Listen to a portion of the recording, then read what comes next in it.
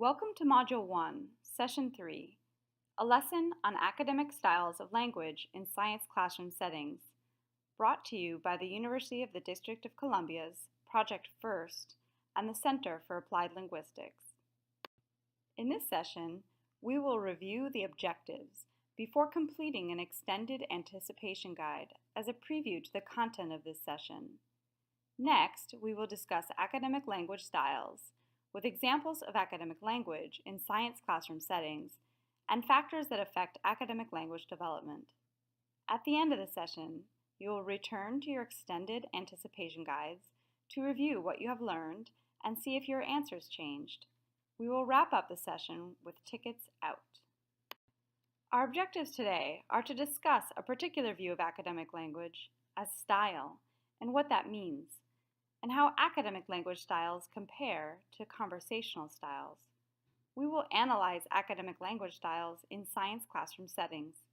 You'll also be able to explain 5 factors that Jim G. proposes influence students' development of academic language, and we'll discuss these factors and how your understanding of them might inform and influence the ways you teach your students. Turn to handout 3.A. This is an anticipation guide. Read each statement, and in the left-hand column, circle whether you agree or disagree. Leave the right-hand columns blank for now. Share your answers with a partner and discuss why you answered the way that you did. This is a great formative assessment to find out students' prior knowledge, but also to preview the content concepts of the lesson in a non-threatening way. It's important to have students compare their responses with a partner to build their oral language skills and even argumentative reasoning related to the content. Sometimes statements or questions that are ambivalent and therefore subject to interpretation generate the most discussion. Take a few minutes on your own to write down in your notebook or on a piece of paper what the terms academic language and conversational style mean to you. In the last session, we examined some ways the term academic language is viewed. We looked at how it is operationalized by a large organization, the EDTE Consortium. Then we looked at several researchers' views on the topic. Let's take a look at 4 common descriptions: the language of school, the language needed for school success, the language used in textbooks and tests, and the language that helps students engage effectively with academic content. Take a minute to discuss, or write in your notebook, how these definitions are similar or different. Which of these fit best with what you wrote down before? Which describes academic language best in your opinion? Let's look at these a bit more closely. Sometimes academic language is called the language of school. As you can imagine, the language of school is very broad and encompasses all of the social uses of language, as well as those that are specifically for learning. That has led some others to describe academic language as the language of school success, focusing more specifically on what students need to do to succeed from an academic standpoint. Others are more specific in describing it as the language that is used in textbooks, classrooms, and tests, focusing on more formal uses of language. Finally, some have been primarily concerned not with issues of formality, but of learning, describing academic language as that which helps students engage effectively with academic content, or the ideas they need to learn. Note the last definition is the only one that takes the students into account. The others all approach academic language as its own thing. There's not necessarily a right or wrong answer to the question of what academic language is. This merely points out that there are differing viewpoints on the subject. Today, we're going to take a look at one perspective in particular, put forth by James Paul G. He approaches academic language as style, which is considered a sociolinguistic term. Let's first talk about the term style from a linguistic point of view. Speech style is made up of choices regarding a wide range of linguistic features, including vocabulary, syntactic or sentence level patterns, volume, pace, pitch, and intonation. Style is not something extra added to speaking. It is impossible to speak with no style. For instance, even when speakers are aiming for a neutral, dispassionate, or objective way of talking, as I currently am, That in itself is a style. The same thing applies to one of the most noticed aspects of style, accent. A so-called neutral accent is in fact one among many possible accents. Everyone has an accent or different style of pronunciation. Personal style is not static. Speakers may even style shift within a single conversation. They make style choices according to whether they wish to align with or distance themselves from the people they are speaking to. Thus, style is negotiated. Personal style is learned, usually unconsciously. People learn to use the stylistic strategies that those around them use, influenced by geographical region, gender, ethnicity, education, age, and occupation. They also learn norms for suiting strategies to the specific situation. Ultimately, a constellation of factors influences the way someone speaks. Adopting a personal style can have both positive and negative consequences, determined in part by attitudes linked to social norms.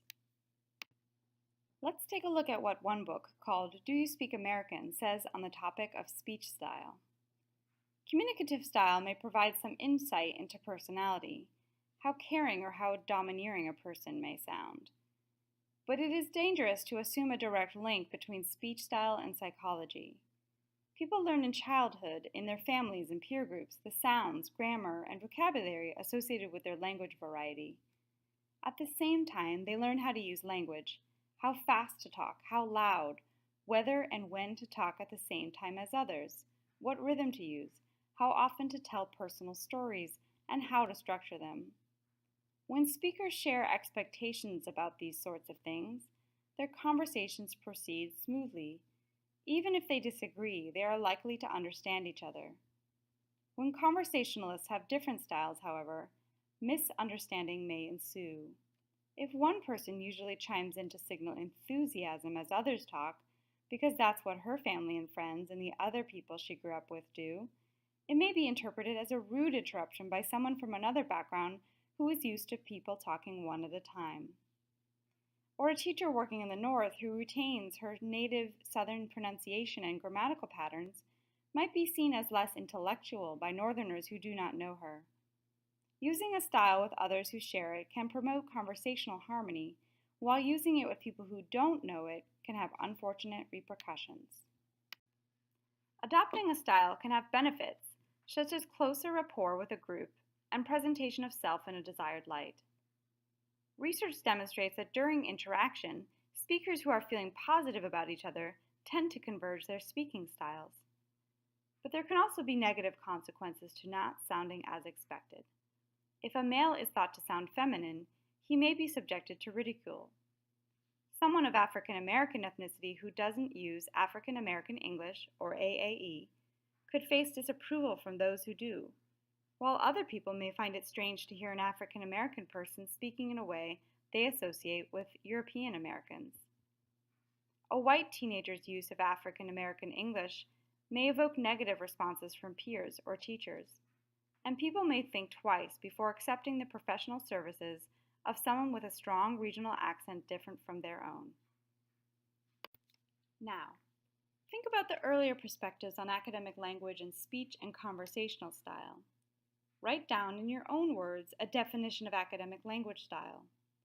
Within your definition, think about aspects of academic language that make it academic, at the discourse, sentence level, or vocabulary. Think about why it is important and valued and what power is associated with it. Finally, what is the benefit of calling it a style?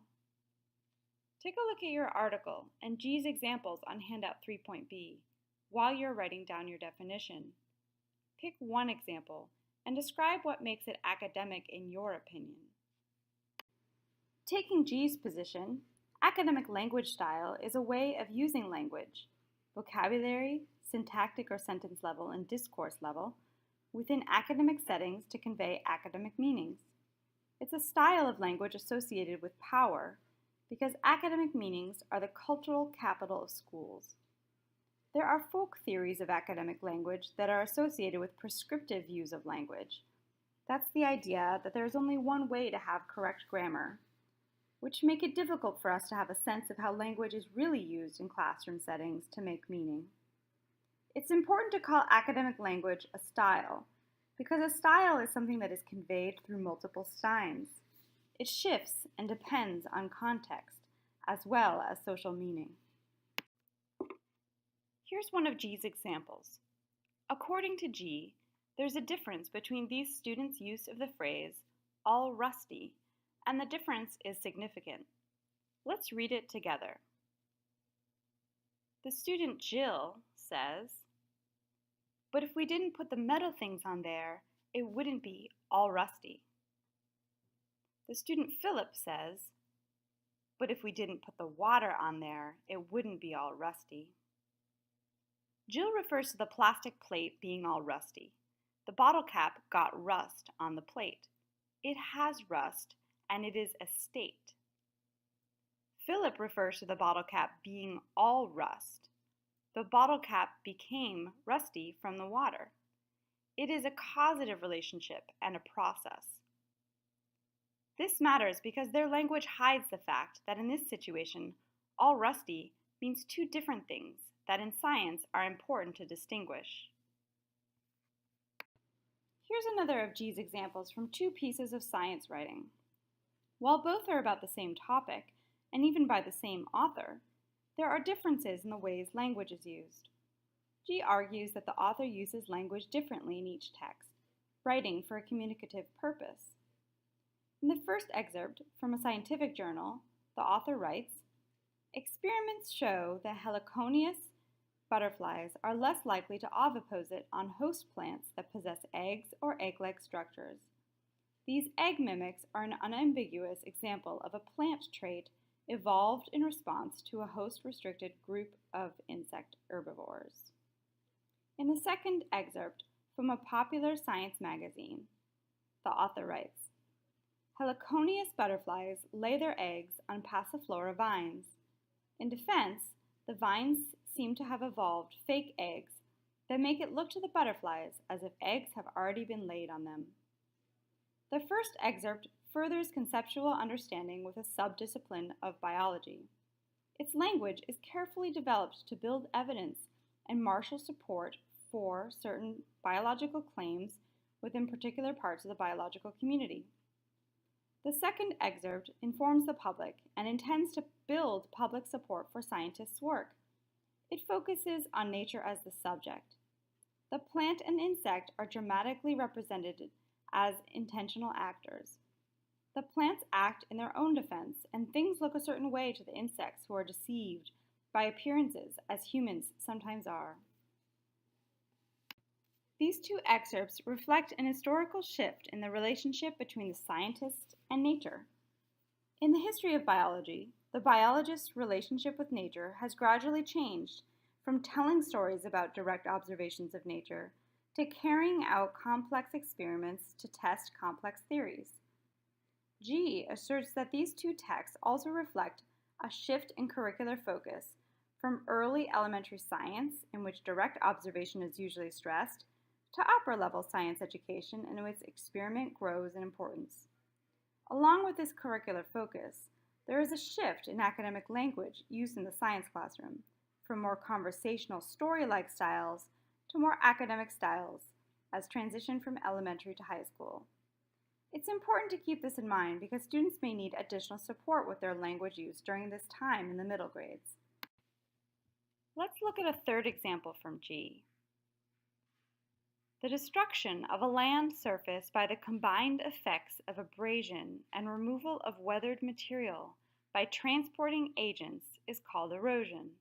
The production of rock waste by mechanical process and chemical changes is called weathering.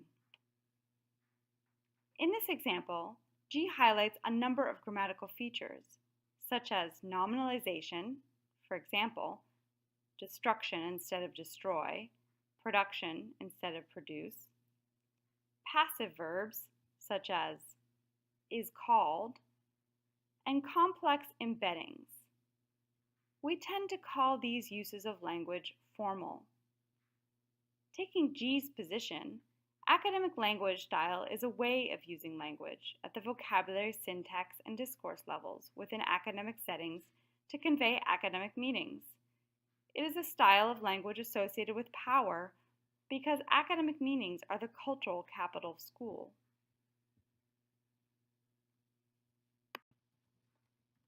Now it's time to look at some other authentic examples and compare written and oral forms of language. Look at the examples you have been provided. Work in a group and discuss these questions. How would you describe the style of language? What kind of text is it? What kinds of sentences are used? What kinds of words? Then listen to the audio. How would you describe the style of language? What sentences and words are used? Finally, how do the written and oral language texts differ from each other, if at all? Now we'll go over the 5 factors that G notes influence academic language development. The first is in-home preparation. Work by linguistic anthropologists, such as Shirley Bryce Heath, have shown that children are socialized to ways of using language at home from the time they are infants. As children practice talking with their caregivers, they become familiar with social expectations of language use. Some caregivers socialize children to academic ways of using language. For example, asking them questions they already know the answer to when reading a story, asking them to give explanations of events or activities around the dinner table, or presenting their opinions and justifications for those opinions. Some students come to school with these linguistic skills, but others may not have been socialized to these ways of using language. Many students rely on school to learn academic language styles, so it's important to provide examples, explicit expectations, and opportunities to practice within classroom settings. A second factor has to do with students' identity development. As we discussed when we talked about styles of using language, language is just one part of a student's identity. It's a way of expressing who they are. As students are socialized to the ways people around them use language, they decide, often unconsciously, what they like and don't like. As students have opportunities to practice ways of using language in the science classroom, they may feel funny about it because they're not used to it. It's almost like learning to speak a foreign language for some students because it's not consistent with who they see themselves to be. Students' everyday ways of using language must be built upon so that students develop identities as scientists. A third factor to consider is that language is a meaning-making tool. It's important to consider what students are being asked to do with language, alongside their content work, to ensure it is meaningful. There must be a reason they are asked to communicate in a specific way. Fourth, it's important to consider that language is a way of taking a perspective on the world. Scientific language is considered more objective or detached, and students may have difficulty taking this more distanced stance. Or they may find that views of science and the way they are expected to state facts may not fit with their perspectives.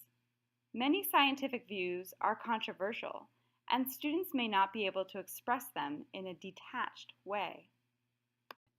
Finally, in addition to teaching students how to use specific forms of language, it's also important to increase their metalinguistic knowledge, or knowledge about how language is used. Students should develop an awareness of why certain forms are preferred in science settings, the social meaning of them, and the power they hold. Turn back to handout 3.A, the Extended Anticipation Guide. Based on our discussion, read each statement again and circle an answer in the right-hand column. Whether you kept your original answer the same or changed it, write a justification for your thinking.